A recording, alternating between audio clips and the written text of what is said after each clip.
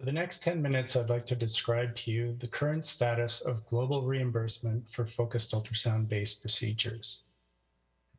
So the agenda today, first we'll talk about the basics of reimbursement, why reimbursement matters, the coverage landscape, and foundation efforts in this area. First, the basics of reimbursement.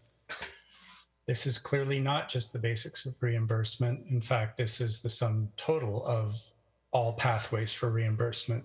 The important things to remember is that for reimbursement, you need regulatory approval, a billing code, payment levels, and coverage. I'd like to describe a couple of these in more detail.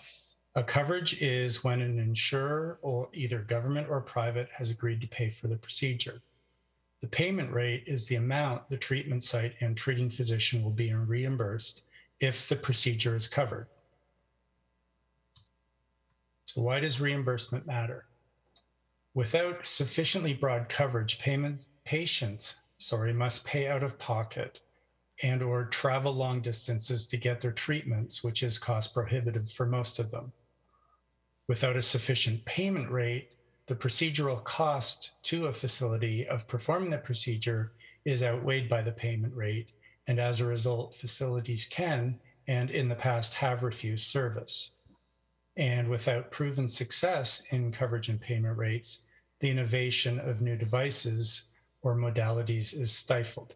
The reason this matters to the foundation is that under all of these conditions, patients are effectively denied access to existing or novel FUS-based procedures. This is the global coverage landscape. Along the top are the indications, along the side are the different regions and countries in those regions. Note that the black dots mean that there's full coverage in the country. Regional coverage, as in the case for Italy, Canada, and the United States, indicates regional coverage, and the white or open dots are codes that are not specific to focused ultrasound, but can be used to build focused ultrasound-based procedures. I'd like to now take a look at this on a map. You can see that the number of indications varies greatly between countries. For example, you have Germany with 7, China and Finland with 1, Canada with 2, and the United States with 5. This is all a reflection of that table I just showed you.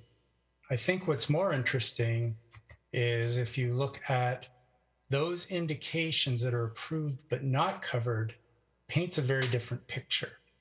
And to me, this suggests that there's great potential for more covered indications in the future. I'd mentioned the partial coverage or regional coverage. If we look at the US and Canada, you can see that there are some states where all 5 indications are covered. There are others where 4 are covered, others where 3 are covered. And in Canada, Ontario is the only province that has coverage, and that is for essential tremor and uterine fibroids. If we look at Italy, you can see not only are there some regions in Italy that are not covered at all, but where there is coverage, that this varies widely, from 6 in Lombardy down to just 1 in Basilicata. So this is something where we feel that patients need to be made aware of this fact, because we don't want them going to get treatment somewhere and then finding out that their insurance is not valid there. Moving on to the foundation efforts. First of these is our efforts in Europe. The goal there is for us to gain a more complete understanding of the reimbursement landscape in European countries.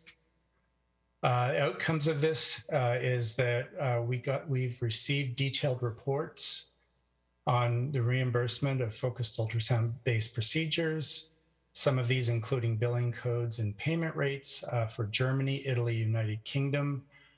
In addition, we would love to get a more complete landscape for reimbursement in all European countries.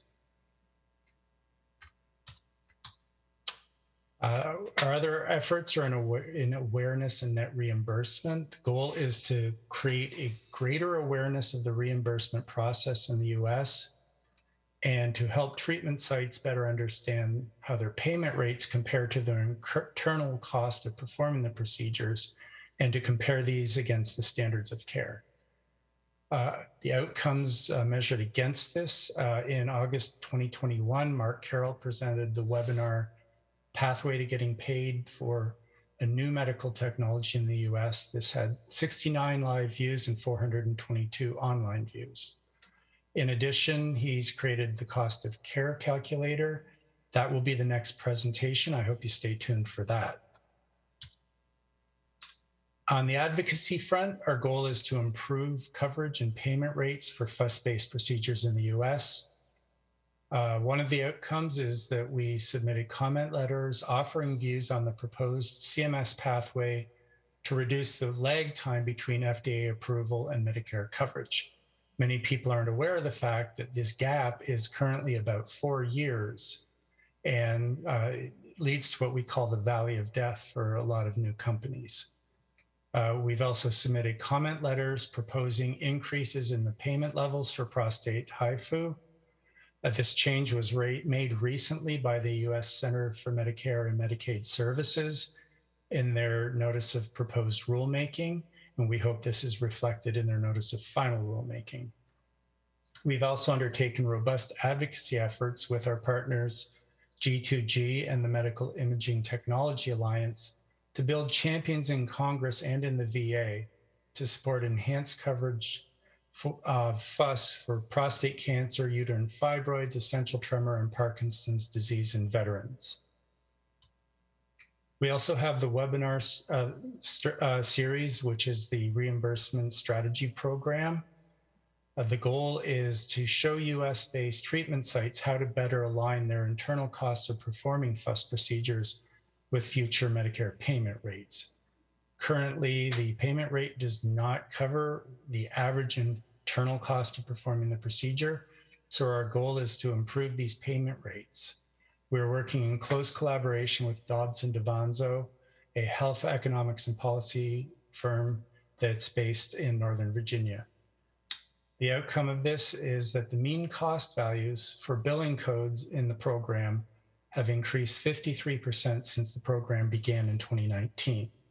And these cost values are what's used in the Medicare cost report to set future payment rates. So we have our fingers crossed that this will lead to some positive changes. So in conclusion, lack of coverage or inadequate payment rates can limit patient access to FUS-based procedures. Global coverage is incomplete but improving, with the number of approved but not covered indications suggesting a strong potential for expansion of this. We also hope that patients will be made aware that coverage in some countries is regional. We've managed to get a better understanding of the global reimbursement ecosystem. Device adoption and understanding of the US reimbursement processes have been improved. Advocacy efforts are underway to improve coverage and payment rates in the US. And Medicare cost values, which are the sole metric for setting future payment rates, have increased for the relevant indications. I'm in the audience today, so if you have any questions or comments, please come see me. Thank you for your time.